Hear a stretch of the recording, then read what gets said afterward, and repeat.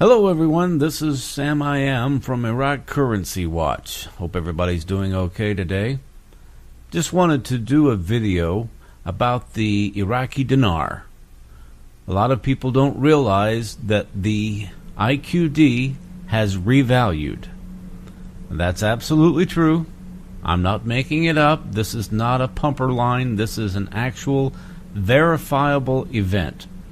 Now in this chart that I'm showing you, you can see that back from 2006, late 2006, until the end of 2008, the dinar went from about 0.00068 to 0.00086. That's over a 26-month period. That's about a 26% increase. So now, it's not a floating currency. Bear that in mind. The IQD is not a floating currency. These exchange rates are set by the Central Bank of Iraq. And when the central bank raises the value, that's called a revaluation. So the central bank went away from their policy for 26 months. They went away from their policy of exchange rate stability, and they went to what is called a crawling peg. A crawling peg is just a strategy where they bump the value up from time to time to accomplish a certain goal as far as their monetary policy. In their case, they were trying to bring the rate of inflation down from a high of, it was well over 50%. I think it hit up about 70% during this period. And after 26 months of raising the value a few pips at a time, they got the inflation rate down to about 8%. And once it stabilized at 8%, they said, okay, that's manageable. We can live with that. So they stabilized the exchange rate again. They went back to their previous policy of exchange rate stability. But they did revalue from November of 2006 to January 1st, 2009. That's a revaluation. Now, a lot of people will look at this and they will say, yeah, but that's not the revaluation we were looking for. That's just 26%. That's not even enough to cover my exchange fees. Well, that's the problem with the IQD investment. People think it's going to go up by an unprecedented amount to negate all of those fees that they paid in purchasing the dinar. But currencies don't do that. Currencies don't go up 100,000%. They don't go up 10,000%. They don't go up 1,000%. Now, you will see floating currencies from time to time go up by 50% or more. But the most that you'll ever see, I asked John J Gerson about this. If you don't know who John J Gerson is, he is a well-known, highly regarded currency expert. I mean, this guy has, he's studied international finance at Harvard. He's a consultant to Fortune 500 companies. They seek him out for his expertise. And I asked John J Gerson, what was the largest revaluation in history? And his response to me was the Chinese renminbi, or yuan, however you want to say it. It went up about 31% over a period of, I think at that time it was about 6 years. And over the next couple of years it went up another 4 or 5%, something like that. But he said this was an ongoing revaluation. Revaluations aren't necessarily just a one-time flip of the switch deal.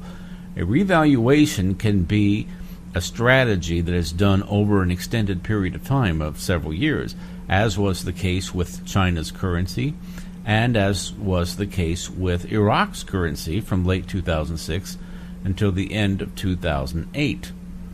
Now, for those of you who are thinking, well, yeah, 26%, that's not a very big revaluation. That's puny. I paid a 20% markup when I bought this, and I'm going to have to pay another 20% when I sell it back. So that's a total of 40% in transaction fees or exchange fees, and it only went up 26%. I'm still in the hole. Yeah, that's the problem. See, that's the problem with the investment is you've been misled about how revaluations work. I'm going to show you an article here. Now, this article came out in February of 2012. It says, 3 currencies ready for a huge revaluation. Okay, they're talking about huge revaluations on 3 different currencies. And as you read through the article, you'll see the first one they mention is the Chinese yuan. Now, this was an ongoing thing, like I was talking about. China's currency was undervalued, and they were getting a lot of international pressure to raise the value of their currency because they weren't playing fair. They were beating the competition as far as exports is concerned because of the cheap value of their currency. And we kept pressuring, the United States kept pressuring them, and they didn't do anything. And finally, some representatives met with some Chinese officials, and they said, you either raise the value of your currency or we're going to impose tariffs on Chinese imports. And they said, they thought it over for a few minutes, and they said, we don't want tariff, we raise the value. Okay, so they went ahead and raised the value of their currency, and it went on for a period of several years. And finally, when their economy started to nosedive a couple of years ago, they began to lower the value again. But that was the first one back in 2012 they were recommending in this article, was the Chinese yuan. The next one was the Indian rupee. There were a lot of people excited about the possibilities of making money on the Indian rupee, but it only went up about, I think at that time it went up about 20%, something like that, maybe a little bit more. And then the third one they were recommending was the Canadian dollar, which is also called the loonie from time to time. So as you read through this article, you'll read their analysis about these 3 currencies, how they're all set to go up in value. And then at the end of the article it says, bottom line, remember that we're talking about currencies here. So a move of 10 to 15% would be huge. You know, to put it in Donald Trump lingo, huge.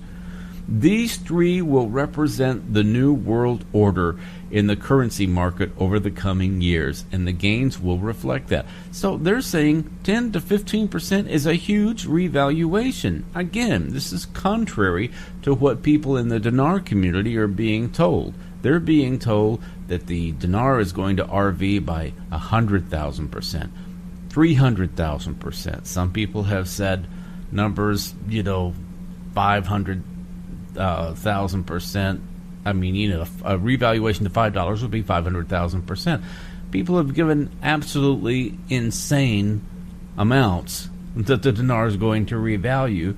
And the fact of the matter is, the largest revaluation you're going to see is the 26% revaluation that occurred when they were on the crawling peg strategy from November of 2006 to January 1st, 2009. That's your revaluation. Now, if you got in after that, I'm sorry, you missed it. I missed it. I never heard of the dinar until after they went off of that crawling peg and back to their policy of exchange rate stability. Now, if you're asking, well, how do you know that that's what they were doing? Well, I have a few articles here that I think you might find interesting. The first one is what is called a dinar fact sheet. This was sent by the Treasury Department to a dinarian upon request. They were asking about a few things, and so they sent them this to answer a few of their questions. And one of the responses was, the IQD, the Iraqi dinar, has been pegged at 1170 to the US dollar since early January 2009. From 2006 to 2008, the CBI allowed the currency to appreciate by about 20%. Actually, it was more like 26%, according to my math, primarily as a way to combat inflation. See chart at right. Inflation peaked at more than 70% in 2006 and has remained below 10% since early 2008. So they're telling you right here that they raised the value to combat inflation. That's the reason that they did it, and it worked. They got it down below 10%. Now, the next article I'm going to show you is an IMF document. I'll have the links to all of these in the description.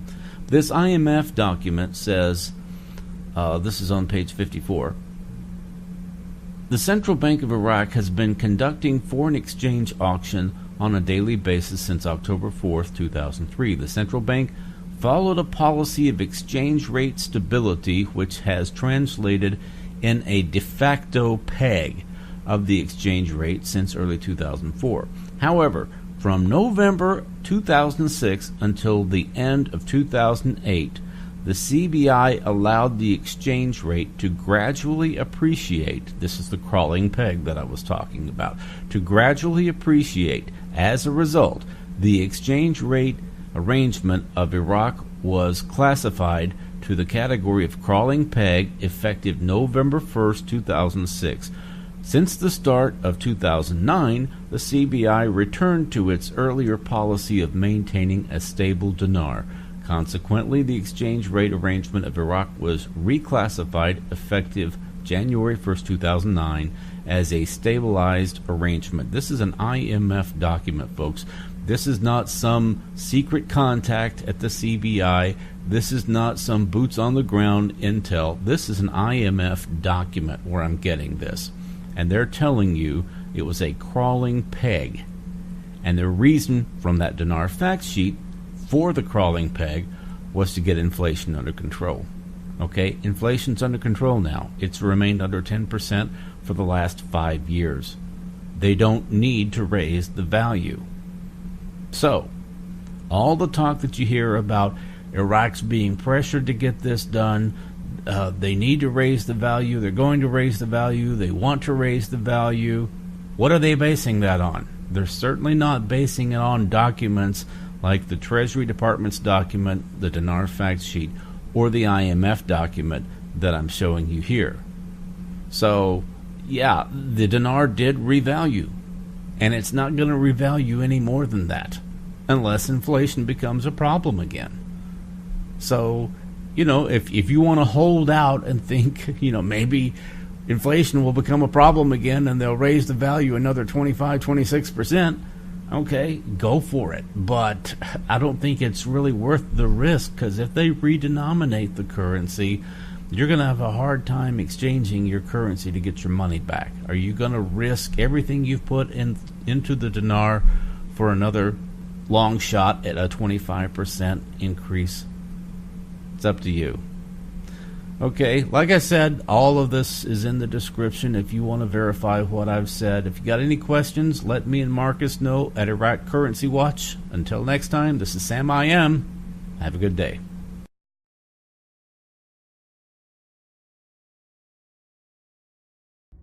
Out of millions, they created fantasy hedge funds and a story about a hero that helped reel in the cash.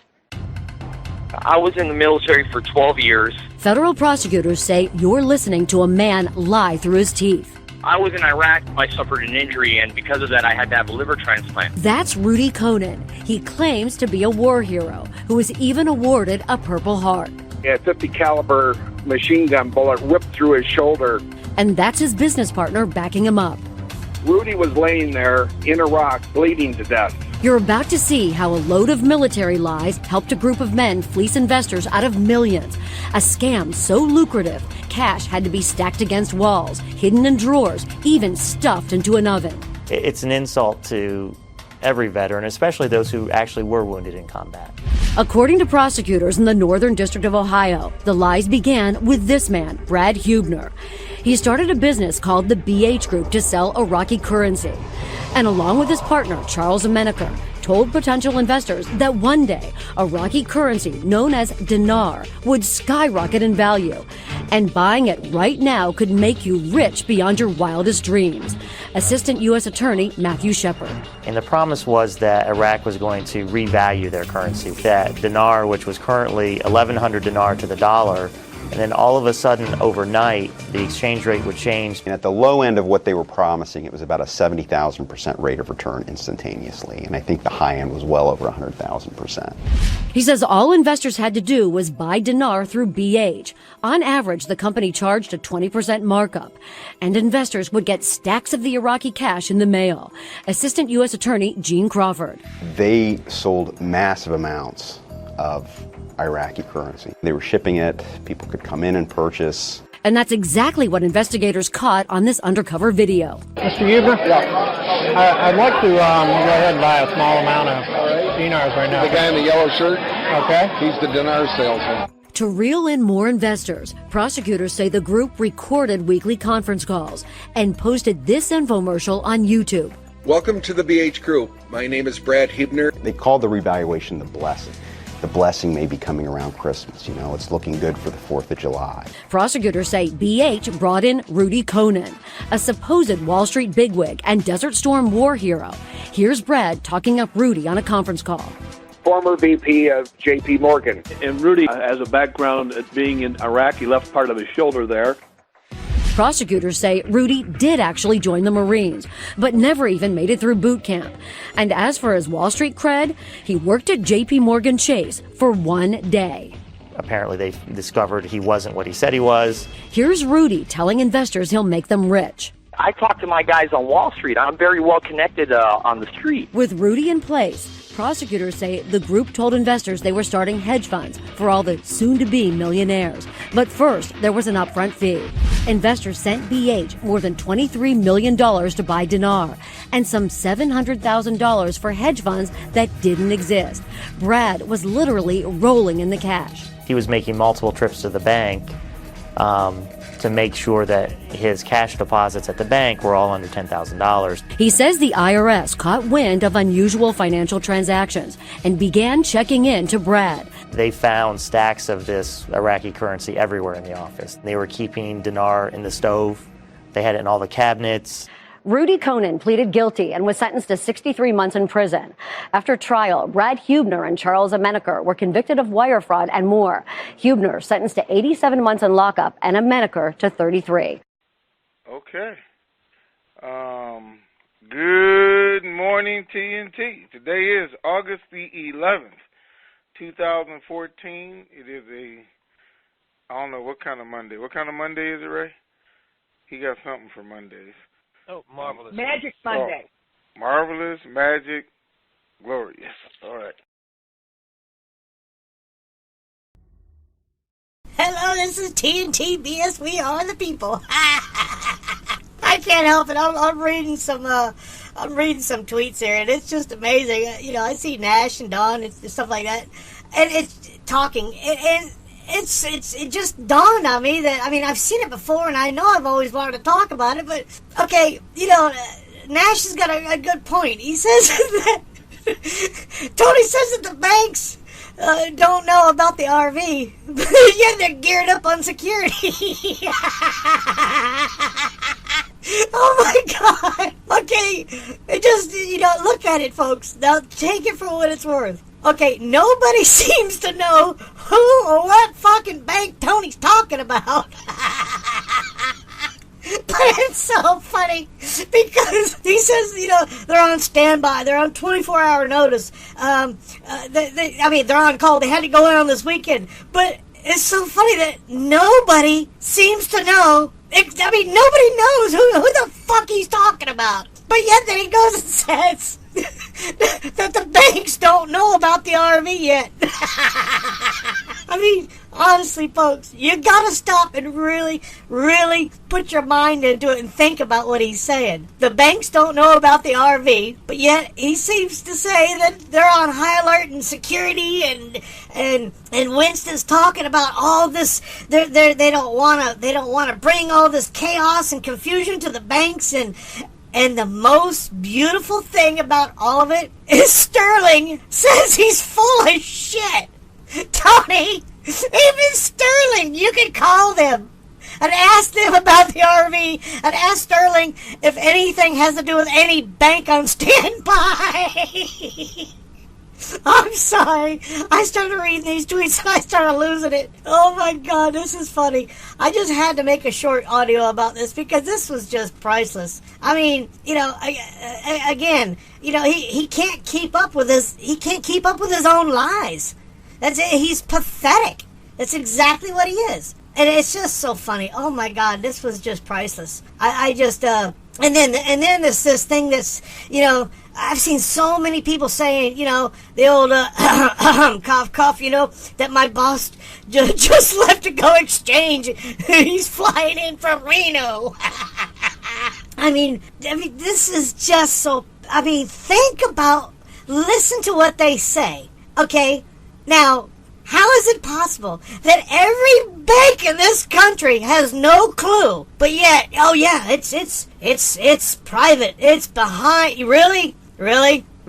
And Tony, I like how you got 237,000 followers with, you average about 153 likes on your tweets. I like that. That's priceless. And, Tony, I think I know where you're getting your extra income from. Let me do a little bit more digging. And I'll make a video on that, too. Because it's no longer sterling, but I think I know where else you're getting it from. A few little leaks are coming my way. And it has a lot to do with Dinar. But it's not sterling anymore. So let me do some more digging. This is TNTVS. Enjoy! Winston, try not to use so many ums today. I hope I didn't give you a mental complex about that.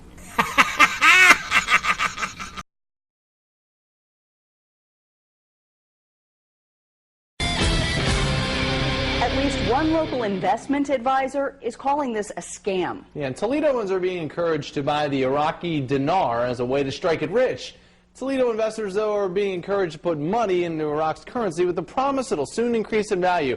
But one financial advisor says don't part with your dollars in favor of the dinar. Several websites have popped up recently claiming that as Iraq recovers and rebuilds from war, its oil reserves will help the economy there to boom, and its currency then will shoot up in value. But might all be a scam.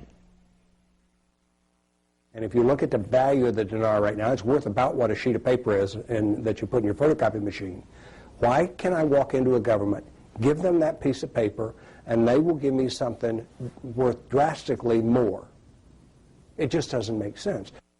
Tree says he's received a lot of calls from smart investors who are drawn to the potential payoff, but he likens it to a Ponzi scheme and expects people to be left with worthless paper if they do invest.